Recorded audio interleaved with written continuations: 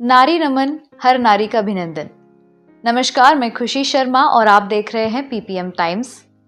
हिंदू धर्म में मां लक्ष्मी को नारी या महिला के रूप में दर्शाया जाता है और जैसा कि हम सभी जानते हैं कि 8 मार्च को अंतर्राष्ट्रीय महिला दिवस के रूप में मनाया जाएगा।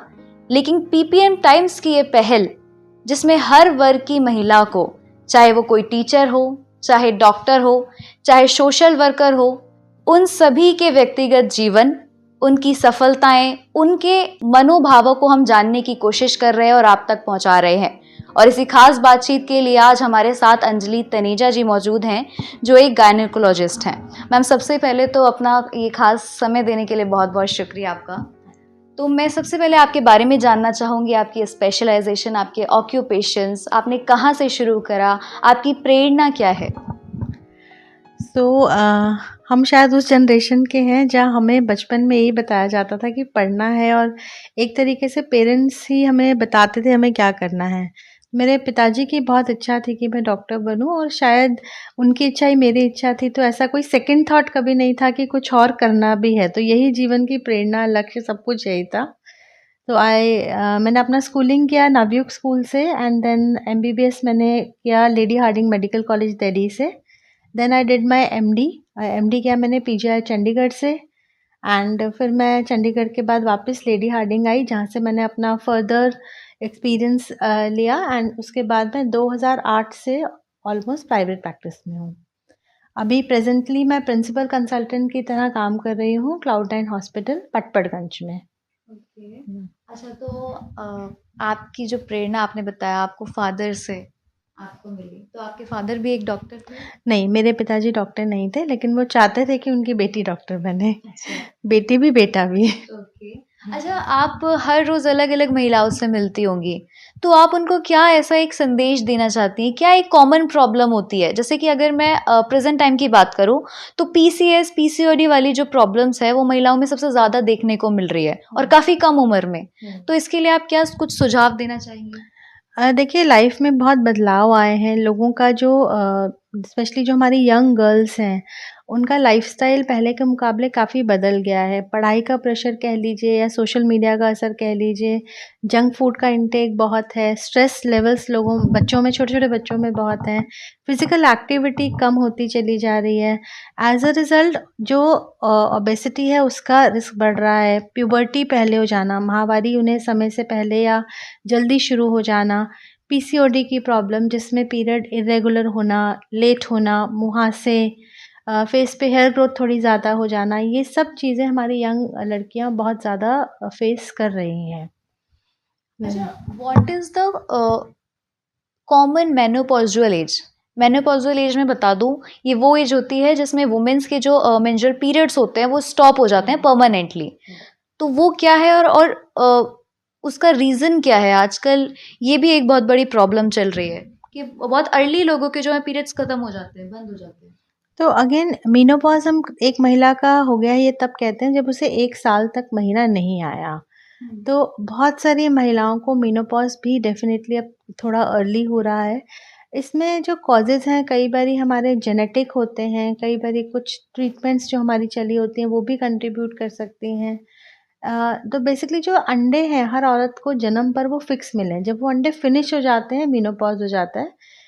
इसके अलावा जो महिलाएँ आजकल बहुत फेस कर रही हैं, गर्भधारण में काफ़ी महिलाओं को प्रॉब्लम आ रही है।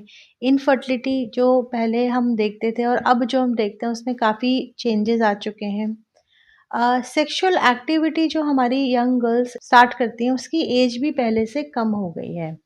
तो ऐसे में मुझे लगता है कि बहुत ज़रूरी है कि हम प्रिपरेटरी एज में ही, जो स्कूल लेवल की गर्ल्स हैं 9th 10th 11th, वहीं से उनको safe sex practices, sex education, menstrual hygiene, अपने पीरियड्स को वो कैसे मैनेज कर पाएँ सेफ तरीके से, अगेन पीसीओडी, ताकि उन्हें आने वाले उनके जीवन में जो अलग तरीके की समस्याएँ हैं, जैसे एंडोमेट्रियोसिस हो गया आपका, पीरियड पेन है, गर्भधारण में समस्या है, बार-बार महिलाओं में इन्फेक्शन होना है, उन्हें ये सब चीज़ें आगे चल के ना फेस करनी पड़े, इसकी बुनियाद कहते हैं ना पहले से ही रख दी जाए। तो मुझे लगता है वो लड़कियों से बात करना, पेरेंट्स के लेवल पे, टीचर्स के लेवल पे, एज़ अ डॉक्टर हमारी तरफ से बिना किसी को कुछ जज करे, अ, ये बहुत ज़रूरी है कि हम अपनी यंग गर्ल्स के साथ बात करें और उनको इस बारे में समझाएं। क्या ओबेसिटी भी मेनोपॉज़ल का एक फैक्टर हो सकता है? बढ़ती हुई ओबेसिटी रिस्क फैक्टर है पीरियड्स इरेगुलर होने का, क्योंकि जैसे जैसे हमारा मोटापा बढ़ता है, कई बार ऐसी महिलाओं में देखा गया है कि जो हमारी बच्चेदानी की लाइनिंग होती है, जिसको हम एंडोमेट्रियम कहते हैं, वो बल्कि ज़्यादा ग्रो होनी शुरू हो जाती है। तो ऐसी महिलाओं को काफ़ी बार पीरियड जल्दी आना, ज़्यादा आना या लेट आना और फिर आके बंद ही नहीं होना, ये ज़्यादा फेस करना पड़ता है और ये बच्चेदानी के कैंसर के लिए भी रिस्क फैक्टर है। इनफैक्ट ओबेसिटी ब्रेस्ट कैंसर के लिए भी एक बहुत बड़ा रिस्क फैक्टर है। इसीलिए ओबेसिटी का कंट्रोल होना डेफिनेटली इम्पॉर्टेंट तो है। ओबेसिटी को कैसे कंट्रोल किया जा सकता है? लाइक वुमेन्स के लिए बहुत ज़्यादा इम्पोर्टेंट होता है। देखिए, हर जीवन के पड़ाव पे कुछ चेंजेस औरत के शरीर में आते हैं। उनको अपनाना, लेकिन साथ ही साथ अपने लाइफस्टाइल को मैनेज करना in terms of diet and exercise बहुत ज़रूरी है। तो अगर मैं पर्टिकुलरली मेनोपॉज वाले एज ग्रुप की बात करूं, तो हमें, और एक्सरसाइज से हमारा मतलब सिर्फ वॉक करना नहीं है, बहुत ज़रूरी है कि हम स्ट्रेंथ ट्रेनिंग को या जो हम वेट लिफ्टिंग कहते हैं उसको भी अपने लाइफस्टाइल में इनकॉर्पोरेट करें। स्पेशली फॉर मीनोपॉज़ल वुमेन ये ज़्यादा ज़रूरी इसलिए हो जाता है क्योंकि मीनोपॉज़ के बाद जो हार्मोन्स ख़त्म हो जाते हैं, उससे हमारे जो जॉइंट्स होते हैं, जोड़ों जिसे हम कहते हैं, उन पे भी असर आता है। तो अगर हमारे आसपास की मांसपेशियाँ ज़्यादा मजबूत होंगी तो जॉइंट पेन्स होना एज के साथ जो बहुत महिलाओं को रहने लग जाता है, ये सब बीमारियाँ उन्हें नहीं फेस करनी पड़ेंगी। तो इसलिए एक्सरसाइज में आप अपने वॉक तो करें ही, लेकिन साथ में स्ट्रेंथ ट्रेनिंग को भी ज़रूर इनकॉर्पोरेट करें। डाइट में बैलेंस डाइट लें, जो आजकल बहुत डाइटरी फैड्स होते हैं, कभी कोई डाइट मार्केट में आ रही है, कभी कोई आ रही है, उसके चक्कर में ना पड़ें। बैलेंस डाइट में आप देखें कि या तो आप किसी डाइटिशियन से ले सकते हैं, नहीं तो आजकल बहुत सारी ऐप्स हैं, आप उनकी हेल्प ले सकते हैं। देखें कि आपको कितनी कैलोरीज़ खानी है और उसमें अपने प्रोटीन इंटेक पे भी फ़ोकस करें। हमारी जो टिपिकल नॉर्थ इंडियन डाइट होती है, वो काफ़ी बार उसमें प्रोटीन कम होता है। तो प्रोटीन एक इम्पॉर्टेंट बिल्डिंग ब्लॉक है, डाइट का बैलेंस्ड होना बहुत ज़रूरी है। अभी आपने 9 टू 10 ईयर ओल्ड गर्ल्स की बात की, और 10 to 20% गर्ल्स ऐसी हैं जिनको इस उम्र में पीरियड्स होने स्टार्ट हो जाते हैं, विच इज़ नॉट गुड। तो what's the reason behind that? Again हम देख रहे हैं कि प्यूबर्टी अब जल्दी हो रही है, मतलब मिनार्की जो महिला को पहला, लड़कियों को जो पहला पीरियड स्टार्ट होता था, पहले कहाँ 10-12 साल की एज में होता था, अब 9 साल की उम्र में भी लड़कियों को पीरियड हो रहा है।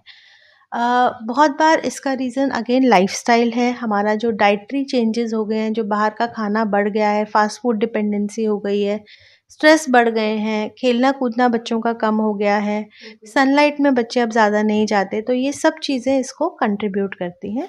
तो लाइफस्टाइल पे तो हमें वर्क करना ही है।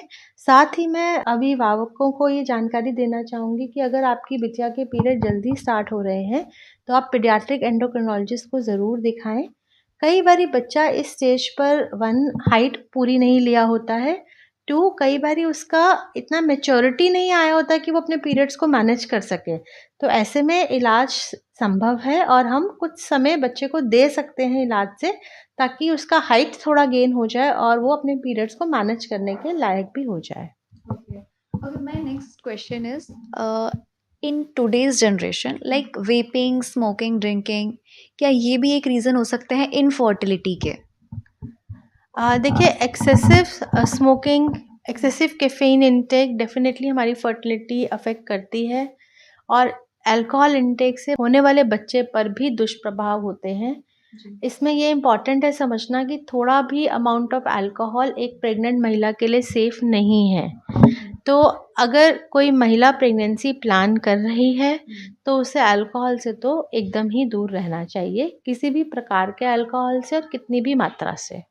और इससे रिलेटेड एक IVF, in vital fertilization, if I am not wrong, in vitro fertilization, sorry, तो वो अगर कोई लेडी इनफर्टाइल है तो उसमें वो यूज हो सकता है, लाभदायक है? देखिए, इनफर्टिलिटी के पेशेंट्स के ट्रीटमेंट में IVF एक टेक्निक है जो उपलब्ध है। ज़रूरी नहीं है कि हर मरीज़ को उसकी ज़रूरत पड़े, और उसका भी अपना सक्सेस और फेलियर रेट है। बट हाँ, अगर मैं नटशेल में कहना चाहूँ तो कहूँगी हाँ लाभदायक है। हर जो महिला उसके लिए अप्रोप्रिएट कैंडिडेट है उनको आईवीएफ से डरना नहीं चाहिए। क्या हम इसके प्रोसेस को थोड़ा सा डिटेल में जान सकते हैं? इसमें बेसिकली मान लीजिए किसी की दोनों ट्यूबें खराब हैं, तो जो औरत का अंडा बन भी रहा है वो अगर ट्यूबें बंद हैं या खराब हैं तो वो अवेलेबल नहीं हो पाएगा फर्टिलाइजेशन के लिए। तो एक ये इंडिकेशन है। ऐसे ही कुछ और इंडिकेशंस हो सकती हैं आईवीएफ की, जैसे एक महिला की उम्र ज़्यादा है और उसके अंडे अब ज़्यादा नहीं बचे, तब एक इंडिकेशन हो सकती है। तो ऐसे में जो आईवीएफ स्पेशलिस्ट हैं वो महिला को दवाई देते हैं ताकि अंडा मैच्योर हो जाए, और जब वो मैच्योर हो जाता है अल्ट्रासाउंड गाइडेंस में उस एग को महिला की बॉडी के बाहर निकाल दिया जाता है।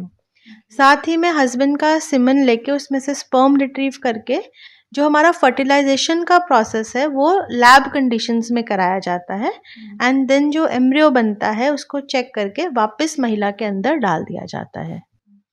अच्छा, आने वाली जितनी भी फीमेल गायनेकोलॉजिस्ट होंगी, आप सीनियर हैं, आप उनके लिए क्या कहना चाहेंगी, क्या सलाह उनको देना चाहेंगी? ये ब्रांच डिमांडिंग है।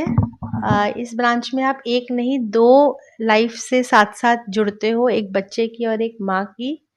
बहुत बार लाइफ में आप ऐसी सिचुएशंस फेस करोगे कि मेरे घर में या मेरी पर्सनल लाइफ में कुछ भी चल रहा था लेकिन मेरे ऊपर जिम्मेदारी थी एक माँ और बच्चे की।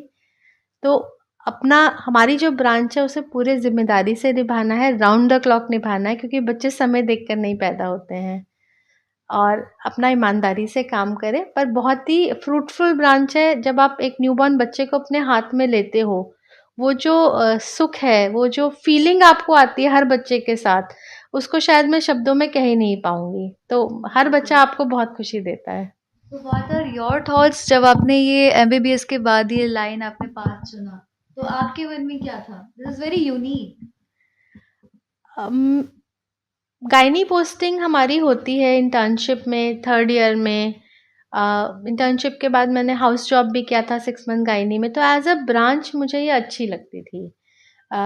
मुझे अच्छा लगता था कि मैं महिलाओं से बहुत पास से जुड़ रही हूँ, उनके किसी काम आ पा रही हूँ। और जैसे मैंने बताया जो छोटे-छोटे बच्चे पैदा होते हैं, कई बार होता है बच्चा पैदा होता है वो हमारी उंगली को एकदम ऐसे पकड़ लेता है। एक बहुत ही ब्यूटीफुल फीलिंग वो होती है जो हम नहीं शायद आपको डिस्क्राइब कर पाएँ। तो these were some factors. Okay. अच्छा, हम ये देखते हैं कि जो महिलाएं होती हैं वो बहुत ज़्यादा सॉफ्ट होती हैं, और काफ़ी बार ऐसा होता है कि बहुत ज़्यादा स्ट्रेसफुल भी हो जाता है उनके लिए। काफ़ी चीज़ें होती हैं, जैसे कि आप किसी बच्चे को जन्म दे रहे हैं तो वो बहुत स्ट्रेसफुल हो जाता है, तो आप उस गैप को कैसे पॉजिटिवली फिल करती हैं? इसमें काउंसलिंग का बहुत बड़ा रोल है। स्पेशली जैसे जब पेशेंट हमारे पास प्रेगनेंसी के दौरान आते हैं, स्पेशली इनिशियल विजिट्स में, जब वो हमारे साथ जुड़ रहे होते हैं तो उन्हें समझाना, उनकी सारी जो क्वेरीज हैं उनको टाइम देकर सेटल करना। और आजकल सोशल मीडिया भी है जिस पे हम उन्हें इन्फॉर्मेशन दे सकते हैं कि ये ऑथेंटिक इन्फॉर्मेशन है। तो मुझे लगता है कि information plays a lot of role. अगर आप किसी को सही इन्फॉर्मेशन सही तरीके से देते हो और उसके जो क्वेरीज हैं, उसके जो डर हैं उनको एड्रेस करते हो, तो काफ़ी बार ठीक रहता है सब कुछ। आपके पास इतने सालों का अनुभव है, आपको कितने ईयर्स हो गए होंगे इस लाइन में? मैंने अपना एमडी जॉइन किया था 2002 में। ओके। तो आप और देखो 2002 से आज 2025 है। It's very long time. और इतने लॉन्ग टाइम में आपने मतलब हर किसी से हम कुछ ना कुछ सीखते हैं, तो सबसे ज़्यादा पॉजिटिव थिंग क्या होती है किसी मदर को देखती हैं जब आप, क्या फीलिंग आती है मन में? आप भी एक मदर हैं। काफ़ी बार देखिए, मैंने मतलब पेशेंट्स जब आते हैं, काफ़ी बार महिलाएं आती हैं जो बहुत खुश जर्नी जाती है उनकी प्रेगनेंसी की, बहुत पैम्पर्ड जाती है। कई महिलाएं आती हैं जिनको प्रेगनेंसी में ही मेडिकल प्रॉब्लम्स बहुत हो रही होती हैं, किसी की उल्टी नहीं रुक रही होती है या किसी को शुगर हो जाता है, जो अपनी प्रेगनेंसी शायद उतनी इंजॉय नहीं कर पाती। फिर भी मैंने देखा है कि हर माँ अपनी जर्नी को ब्यूटीफुली एम्ब्रेस करती है। अगर नॉर्मली कोई हो, कल उसे शुगर हो जाए कुछ समय के लिए, या उसे कोई उल्टियाँ ही चलती जा रही है 3-3 महीने, इंसान परेशान हो जाएगा। तो कभी मैंने किसी माँ को ऐसे ब्रेकडाउन होते नहीं देखा कि अरे मेरे को 3 महीने उल्टी क्यों होती जा रही है, अरे मेरे को डायबिटीज़ क्यों हो गई। वो एम्ब्रेसमेंट ऑफ द जर्नी, वो एक प्रिपरेशन है आने वाले मातृत्व के लिए। एंड लोग बहुत कुछ प्रेगनेंसी में करना चाहते हैं जो शायद रूटीनली उनके पास आंसर होता है कि समय नहीं था, हम कर नहीं पाए। तो that willingness, that change in person जो एक महिला में आता है, वो वहीं से शुरुआत है कि मैं अपने बच्चे के लिए कुछ भी करूँगी। से शुरू हो जाता है वो। तो आप उसमें पॉजिटिव क्या देखती हैं जो आपने सीखा हो अपने इतने सालों में? 2002 से 2025 आ गया है, तो इतने सालों में आपने क्या सीखा है? हर माँ बेहतर है। हर माँ बेहतर है। बहुत बहुत शुक्रिया मैम आपका। बहुत अच्छा लगा आपसे कनेक्ट करके। Thank you ma'am, thank you so much. तो ये थी हमारे साथ अंजलि तनेजा जी, जिन्होंने बहुत ही सुंदर तरीके से अपनी जर्नी को बताया। 2002 में इन्होंने शुरुआत करी थी और 2025 आज हो गया है। इतने सालों में क्या क्या अनुभव होता है किसी माँ को देखने का जब वो बच्चे को जन्म देती है, तो वो खुद एक पॉजिटिव एक्सपेक्ट सामने लेके आता है। बाकी आज के लिए बस इतना ही। आगे की और स्टोरीज के लिए बने रहिए मेरे साथ। मैं खुशी शर्मा, कैमरा पर्सन अंकिता के साथ।